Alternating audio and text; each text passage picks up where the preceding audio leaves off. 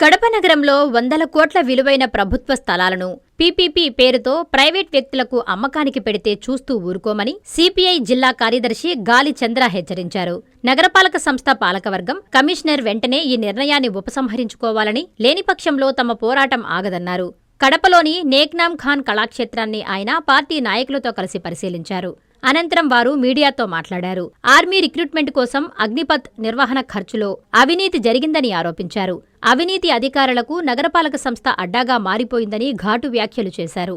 ZP స్థలాల్లో అనుమతులు లేని నిర్మాణాలను ఆపాలని డిమాండ్ చేశారు.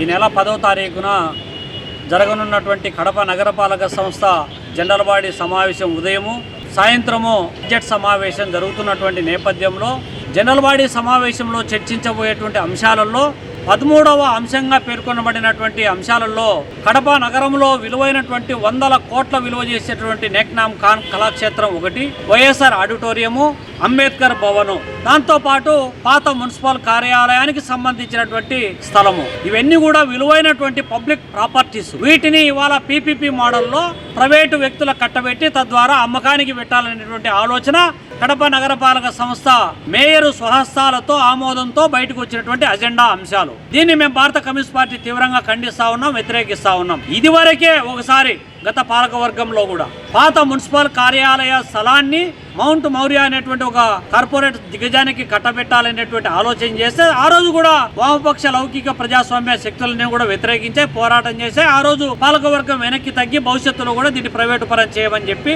ప్రైవేటు వ్యక్తులకు ఇవ్వమని చెప్పి చెప్పడం జరిగింది. కానీ ఇవాళ పీపీపీ మోడల్లో కడప నగరపాలక సంస్థలో ఉన్న ప్రాపర్టీస్ను ఇవ్వాలని ప్రయత్నం చేస్తారు. ఒకవైపేమో రాష్ట్రంలో మాజీ ముఖ్యమంత్రి వైఎస్ జగన్మోహన్ రెడ్డి గారు పీపీపీ మోడల్కు వ్యతిరేకంగా, మెడికల్ కాలేజీల ప్రైవేటీకరణకు వ్యతిరేకంగా గల్లీ నుంచి ఢిల్లీ వరకు పెద్ద ఎత్తున పోరాటం చేస్తూ ఉన్నారు. కానీ ఆ పార్టీకి సంబంధించినటువంటి పాలకవర్గం ఇవాళ కడప నగరపాలక సంస్థలో పాలనలో ఉంది.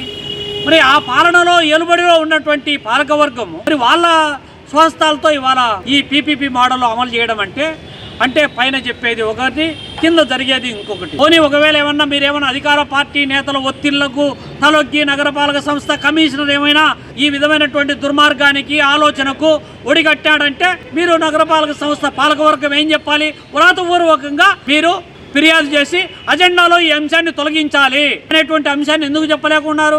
కొంతమంది ఏం చెప్తున్నారు, దీన్ని రేపు పొద్దున జనరల్ బాడీలో వ్యతిరేకిస్తారు. ఒకవేళ వ్యతిరేకించేటువంటి క్రమంలో కూడా కొంతమంది ఏదైనా లోపభూయిష్టమైనటువంటి ఒప్పందాలు చేసుకొని వీటిని మంచుకోటి పంచుకుంటే రేపు పొద్దున విలువైనటువంటి ప్రాపర్టీస్ అంతా ప్రైవేటు వ్యక్తులకు చేతులేకపోతే జరగబోయేదేంటి?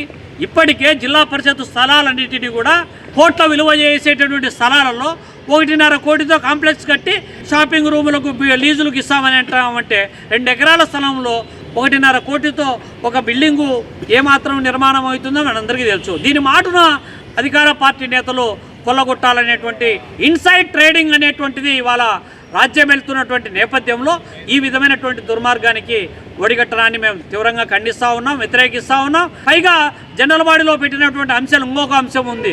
ఇంతకుముందు అగ్నిపథ్ పేరుతో ఆర్మీ రిక్రూట్మెంట్ జరిగితే దానికి 92 లక్షలు ఖర్చు పెట్టేట్టు లెక్కలు చెప్తా ఉన్నాయి. 92 లక్షలు. కానీ ఇవాళ మున్సిపల్ స్టేడియంలో అగ్నిపథ్ నిర్వహించినటువంటి అదే ప్లేస్లో రోజు ఉదయం సాయంత్రం వేల మంది వాకింగ్కి వస్తారు. యూరినల్కు పోవడానికి కూడా బాత్రూమ్ లేక ఇప్పటికీ అవస్థపడేటువంటి పరిస్థితి అక్కడ నెలకొంటున్నటువంటి నేపథ్యంలో 92 లక్షలు దేనికి ఖర్చు పెట్టారు, ఎక్కడ ఖర్చు పెట్టారు? దానికి ఏమో ప్రభుత్వం నుంచి ఇచ్చేటటువంటి 25 లక్షలు అయితే ఇవాళ జనం నుంచి పన్నుల రూపంలో వసూలు చేసినటువంటి జనరల్ ఫండ్ నుంచి 65 లక్షల రూపాయలు కట్టాలని చెప్పి చెల్లించాలని చెప్పి అజెండాలో పెట్టారంటే ఈ సొమ్మంతా కూడా ఏ విధంగా దోపిడీ చేయబడతా ఉందో అర్థమవుతా ఉంది. ఈ నెల 10వ తేదీన కడప నగరపాలక సమావేశం జరుగుతున్న సందర్భంగా అజెండాను తయారు చేశారు. ఈ అజెండాలో చేర్చేటువంటి అంశాల్లో కొన్ని ప్రభుత్వ ఆస్తుల్ని ధ్వంసం చేసి ప్రైవేట్ వ్యక్తులకు కట్టబెట్టే అంశాలు ఉన్నాయి. వాటిని వెనక్కి తీసుకోవాలని సిపిఎం పార్టీగా మేము డిమాండ్ చేస్తూ ఉన్నాం. ఎందుకంటే కడప కళాక్షేత్రము, వైఎస్ఆర్ ఆడిటోరియము, పాత మున్సిపల్ ఆఫీసులో ఉన్న స్థలము, అంబేద్కర్ భవను, ఈ 4ని గత అనేక సంవత్సరాలుగా ప్రజలకు తక్కువ ధరతో సౌకర్యంగా ఉండేటట్టుగా అందరికీ అందుబాటులో ఉండేటట్టుగా వీటిని నిర్మాణం చేపట్టారు.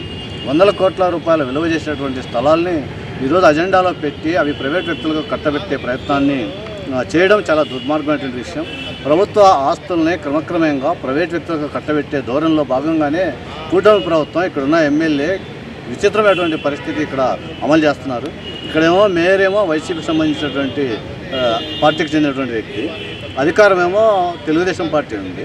కడప నగరంలో ఉన్న ఈ విచిత్ర పరిస్థితి వైసీపీ టీడీపీ కలిసి ప్రభుత్వ ఆస్తులన్నింటినీ ప్రైవేట్ వ్యక్తులకు కట్టబెట్టి ఆ రకంగా ప్రైవేట్ వ్యక్తుల ఆస్తులను పెంచడానికి ప్రయత్నం చేస్తున్నారు. ఇది ప్రజా ప్రయోజనానికి భిన్నమైనటువంటి అంశం. మేము నగర ప్రజానికానికి విజ్ఞప్తి చేస్తున్నాం. వరుసగా వందల కోట్ల రూపాయలు విలువ చేసే ఆస్తులతో పాటు ప్రజల సంక్షేమం కోసం తక్కువ ధరకు ప్రజలకు వినియోగంలోకి తీసుకురావడానికి సాంస్కృతిక కార్యక్రమాలు నిర్వహించడానికి వీలుగా ఉపయోగపడేటువంటి ఈ ప్రధానమైనటువంటి ప్రాంతాలని ప్రైవేట్ వ్యక్తులకు కట్టబెట్టే ధోరణిని విరమించుకోవాలని చెప్పి మేము డిమాండ్ చేస్తున్నాం. ఎందుకంటే అనేక సంవత్సరాలుగా కడప ప్రస్తుత బిల్డింగ్ కార్పొరేషన్ ఆఫీసు ఇప్పుడున్నటువంటి పెరుగుతున్న జనాభాకు అనుగుణంగా అది సరిపడే స్థితిలో లేదని చెప్పి చెప్తున్నారు అధికారులు కానీ ప్రభుత్వం కానీ. ఆ ప్రత్యామ్నాయ బిల్డింగ్ నిర్మించడం కోసం పాత మున్సిపల్ కార్యాలయంలో ఏర్పాటు చేయడానికి ఒక నూతన కార్యాలయాన్ని నిర్మించేందుకోసం అవసరమైనటువంటి ప్రతిపాదనలు గతంలో చేసినట్టు ప్రభుత్వం తెలియజేశారు. దాన్ని పక్కన పెట్టి మళ్ళీ ఇప్పుడు ప్రైవేట్ వ్యక్తులకు కట్టబెట్టడం అనేటువంటిది చాలా దుర్మార్గమైన చర్య, అన్యాయమైన చర్య. మేము ప్రజానికానికి ఒకటే చెప్తున్నాం, ప్రభుత్వ రంగ స్థలాలని ప్రైవేట్ వ్యక్తులకి లీజు పేరుతో కట్టబెట్టేటువంటి విధానానికి వ్యతిరేకంగా ప్రజానికం పెద్ద ఎత్తున పోరాటాలకు రావాలి. ఆ రకంగా ప్రజానికంతో కలుపుకొని రానున్న కాలంలో సిపిఐఎంతో పాటు సిపిఐ ఇతర రాజకీయ పార్టీలు కలుపుకొని ఒక ఐక్య ఉద్యమాన్ని నిర్మించడానికి మేము ప్రయత్నం చేస్తున్నాం. ఈ ఐక్య ఉద్యమంలో ప్రజానికం కూడా భాగస్వాములు కావాలని నగర ప్రజానికానికి మేము పిలుపునిస్తున్నాం. ఎన్ఎల్ హాస్పిటల్స్ అత్యుత్తమ వైద్య సేవలు సామాన్యులకు అందుబాటులో. అపార అనుభవం గల వైద్య నిపుణులు doctor Nagendra Prasad Kulari, managing director, గుండె వ్యాధి వైద్య నిపుణులు గారి ఆధ్వర్యంలో cardiology, neurology, surgical gastroenterology, orthopaedic, ప్రసూతి మరియు గైనకాలజీ, పల్మనాలజీ, జనరల్ మెడిసిన్ మరెన్నో పలు విభాగాల వైద్య సేవలు. అత్యాధునిక ఎక్విప్మెంట్ గల ఐసీయూ, ఆపరేషన్ థియేటర్, క్యాథ్లా, 24/7 ఎమర్జెన్సీ మరియు క్రిటికల్ కేర్, అడ్వాన్స్డ్ మిషనరీ గల ల్యాబ్, సిటీ స్కాన్, ఎక్స్రే మరియు సేవా విభాగం గల వర్కింగ్ స్టాఫ్. అన్ని కంపెనీల హెల్త్ ఇన్సూరెన్స్ సౌకర్యం కలదు. అందరికీ అందుబాటులో అత్యాధునిక వైద్య సేవలు అతి తక్కువ ఖర్చులో. ఎన్ఎల్ హాస్పిటల్స్, పివిఆర్ కళ్యాణ మండపం ఎదురుగా, అన్నమయ్య సర్కిల్ దగ్గర, మాగుంట లేఅవుట్, నెల్లూరు.